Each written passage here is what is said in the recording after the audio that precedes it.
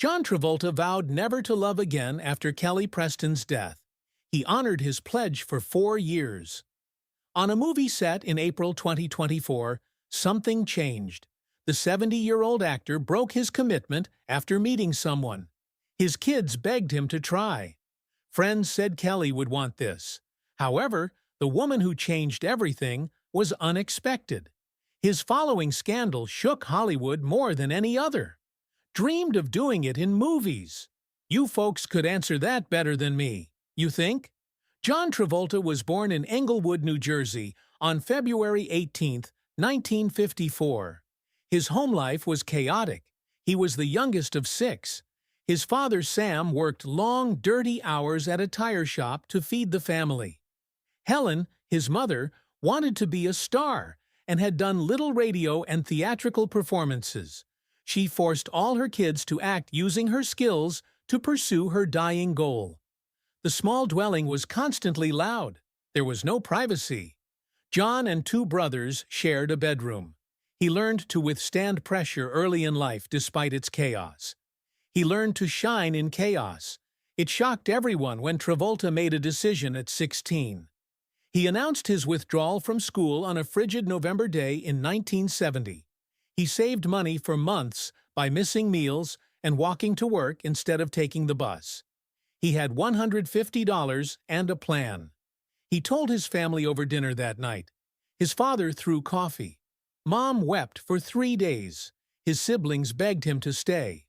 Travolta had already purchased a one-way ticket to NYC.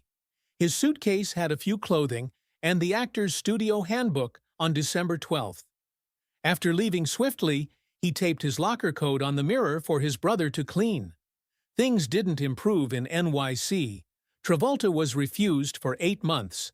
He ate cheap hot dogs and borrowed hope. In August 1971, while doing laundry, he overheard 2 actors discussing a Grease audition. The show was new to him. He lied and said he had. The director saw his intensity in his 4-minute audition. Duty in the touring company came to him. He played 312 shows in 47 cities during 11 months. His weekly income was $185, a record. He starred in Over Here with the Andrews Sisters on Broadway after that assignment. He wasn't popular at first, but opening night convinced them. Travolta gambled again in 1974. He moved to Hollywood. He had $847, a beaten Oldsmobile, and no contacts. The car broke down twice en route.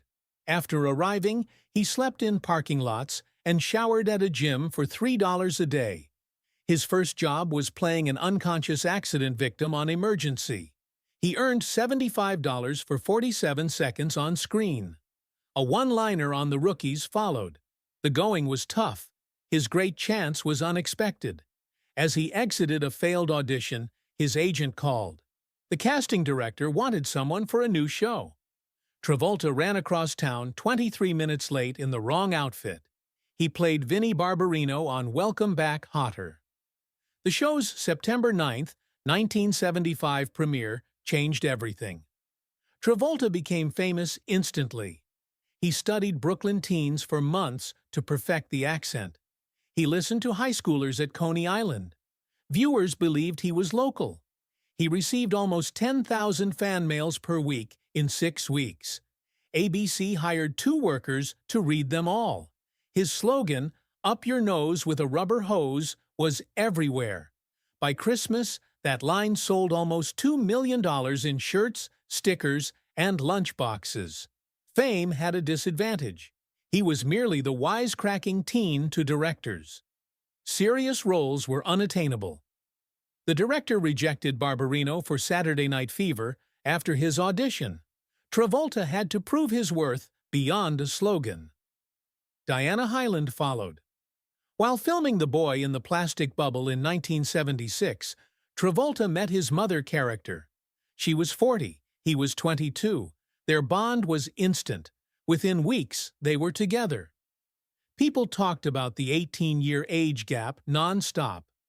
Hyland had a son from a previous marriage. Travolta was new to stardom, but they didn't care. Loving each other, talked constantly on and off set. Travolta later said he never felt that way about anyone. He didn't know Hyland was sick. She had surgery after being diagnosed with breast cancer in 1975. She initially kept it quiet from him. She hoped the cancer wouldn't return when they started dating, but it did. 2 weeks before her death, Travolta realized she was dying. She continued working. As the cancer spread, she finished 4 is enough episodes. She never griped. Everything changed with the call. Travolta was filming Saturday Night Fever when Hyland's illness worsened. He didn't hesitate. Leaving the set, he flew to L.A. They planned a life, house, and possibly marriage. He chose a white outfit for their Rio vacation after the film. That vacation never happened. Diana Hyland died in his arms on March 27, 1977. She was 41. Travolta recalled it well. Her breath left her. Her co-stars and close friends attended. It was a private goodbye. Warhol spotted Travolta on a flight to New York 2 days later. Warhol saw red eyes, silent tears, and a paper cup of liquor and juice. Travolta cried with his head under a pillow. The white suit they chose jointly was worn during the memorial. Rewatched Saturday Night Fever. People didn't realize that every dance and scene on TV originated from real anguish. That performance garnered him an Oscar nomination. It went beyond acting. Grief was moving. Travolta subsequently said Hyland's final words gave him strength. "I'm leaving, but you must work," and he did. The film made him famous, but beneath the stardom was a young man grieving his lost love. In 1978, Grease erupted in theaters. It was made for $6 million, but grossed $366.2 million globally. It was the year's highest-grossing film and the most successful live-action musical. John Travolta as Danny Zuko danced, sang, and charmed audiences. Behind the scenes, John wasn't happy. He lost Diana Hyland, an actress he adored, a year earlier. Breast cancer killed her in 1977. Travolta told people he has never loved somebody more. He proclaimed himself a one-woman man, so while the world applauded, John grieved quietly. Ellen, his sister, and a Greek waiter, was with him. It helped, but every summer, Love Song reminded him of a lost romance. While dancing through fame, another heartbreak awaited. His mother, Helen Travolta, suffered cancer, but nobody told him. His family kept it a secret, so he could enjoy the spotlight without fear.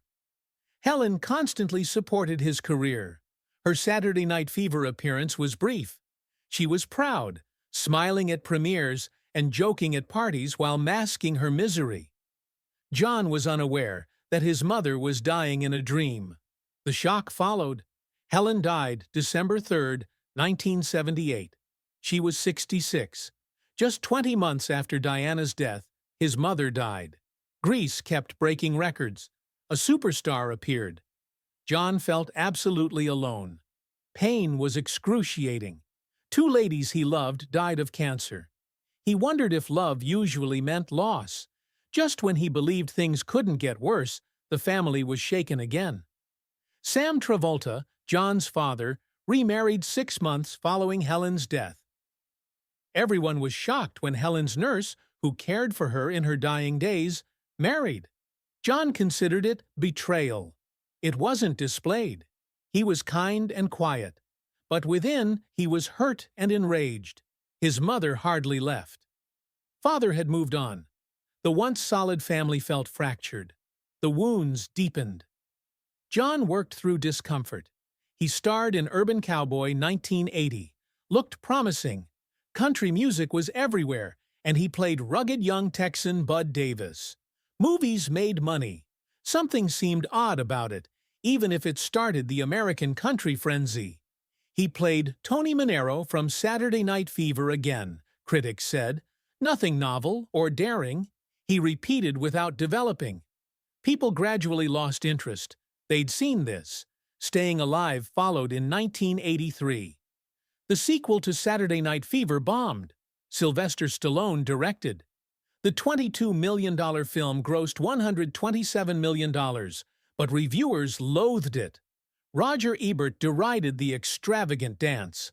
Smoke, fire, ice, lasers, everything except soul. Not as honest as the original. It resembled a long, flamboyant music video. Later, Entertainment Weekly dubbed it the worst sequel. Just like that, Travolta's image crashed. Perhaps his early hits were fortuitous breaks, but A Talking Baby gave him another chance in 1989. Talking was a surprise hit. Nearly $300 million was made for $7 million. Audiences laughed. Kiddies adored it. While studios saw profits, reviewers rolled their eyes. Not Travolta of Grease or Fever. A joking babysitter. Bruce Willis, who voiced the baby, made more than Travolta from the film. The film has 2 sequels. They all became worse. Each one tarnished Travolta's reputation. He worked, but the parts were frivolous and forgettable. Behind closed doors, things were complex, too. These years saw Travolta heavily involved Scientology. He joined the church before becoming renowned, but now it protected him. The strain, grief, and fading celebrity drove him deeper into the organization. He stated it helped him with fame and pain in a 2015 interview. Not everyone believed it. Former churchgoers said Travolta was stuck and terrified to leave. Rumors spread. Docs point fingers. Information concerning extortion and secrets revealed. Everything exacerbated the pandemonium. In 1993, most assumed Travolta's career was ended. He made direct-to-video films after starring in Saturday Night Fever. Hollywood didn't think he could act in serious parts, but Quentin Tarantino did. When casting Pulp Fiction, Tarantino surprised everyone by casting Travolta as heroin-addicted hit guy Vincent Vega. Strange match. Dancer Travolta was not a dark drama actor. Executives at the studio thought Tarantino was insane. They didn't know Tarantino wrote the role for Travolta. He noticed something unique about him. No one could have imagined how that risk paid off. Pulp Fiction premiered at Cannes on May 21, 1994. The audience stood and applauded for 6 minutes. It went beyond polite applause. Everyone was crying, cheering, overwhelmed. John Travolta, the underdog, cried on stage. His performance wowed French critics. They compared his revival to Brando's. Dozens of photographers captured it. It symbolized redemption. He was no longer a washed-up star. His return was better than ever. Something even more surprising happened later that year. Travolta was Oscar-nominated. 17 years had passed since his 1977 Saturday Night Fever nomination. The man was 40. Many assumed his career had peaked, but this second nomination proved them wrong. Not a pity vote. Not for nostalgia. Genuine recognition. He faced legends Tom Hanks, Paul Newman, and Morgan Freeman. That nomination brought him back to the spotlight as a serious actor, not a dancer. And that meant everything to him. After Pulp Fiction, Travolta avoided musicals. He picked bold, brilliant roles. In Get Shorty, he played a mobster seeking to produce movies, nominated for Golden Globe. Nicolas Cage and he traded identities in Face Off. Travolta had to fake 2 personalities. The film grossed $245 million. Primary Colors followed, played a Bill Clinton-like role.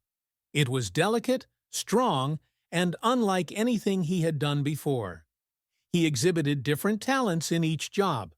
Travolta was a Hollywood elite actor by 1999, not merely a comeback story. Same story with his bank account. In the 1980s, he made $150,000 per film. In 1998, he made $20 million each film. A 13,000% rise in 5 years. Face Off alone brought in $12 million in back-end profits. Hollywood magazines named him one of the most bankable stars. He got creative freedom and private jets. Money wasn't the triumph. True victory was respect, something he lost for years and found. Travolta met Kelly Preston in een 1887 terwijl hij the experts filmde. She was dissatisfied in her marriage. Travolta said it was love at first sight. She stated his gaze was unforgettable. However, she didn't rush into Travolta's arms after her divorce. Dated George Clooney. Charlie Sheen was her fiancé. Gave her a 25-carat diamond ring. Something kept bringing her back to Travolta. 3 years later, they reconnected. Love required time, not a fast romance. Travolta proposed in Gstaad's Palace Hotel's premium restaurant on New Year's Eve, 1991. He kneeled and proposed with a 6-carat yellow and white diamond ring at midnight. Preston screams. Great delight. Saturday Night Fever inspired her to start dance lessons as a teenager. I'll marry the movie's man, she told her teacher. The dream came true. She became pregnant soon after the proposal, starting their lives together. Shared Scientology beliefs was key to their friendship. After losing a fiancé to cancer, Travolta joined. Preston was involved before meeting. In Paris, a Scientology pastor officiated their first wedding. Their church comforted them after Jet's 2009 death. Preston claimed their beliefs influenced their parenting. Preston's silent birth follows Scientology's guidance to welcome children peacefully. Their family experienced profound delight and pain. Jet, their first, was born 1992. The man had autism and Kawasaki illness. He died of a seizure aged 16 while on a Bahamas family vacation. Their daughter, Ella Blue, was born in 2000. She acted and sang like them. Little Bird is her song for her mom. Benjamin arrived in 2010. Preston was 48. He arrived approximately 2 years after Jet's death. They nicknamed him Miracle Baby. He gave their life significance, Travolta added. Kids were everything to them. They shared family dinners, cooked together, and anchored each other in Hollywood. The new year was intended to start perfectly. John and Kelly Preston Travolta, their 16-year-old son Jet, and 8-year-old daughter Ella, flew to the Bahamas to celebrate at their luxury villa in Old Bahama Bay Resort. White sand, mild sea, and privacy made the island their paradise. Locals loved them, treating them like family. Everything changed for the worst on January 2, 2009. Was found comatose in the restroom that morning. When a nanny found him, pandemonium ensued. Jet had a major seizure. Father performed CPR. He was transported to the hospital by paramedics without success. Passed away at 16. Not the first seizure. Jet experienced these every 5 to 10 days for years, lasting about a minute. But this was different. It was definitive and harsh.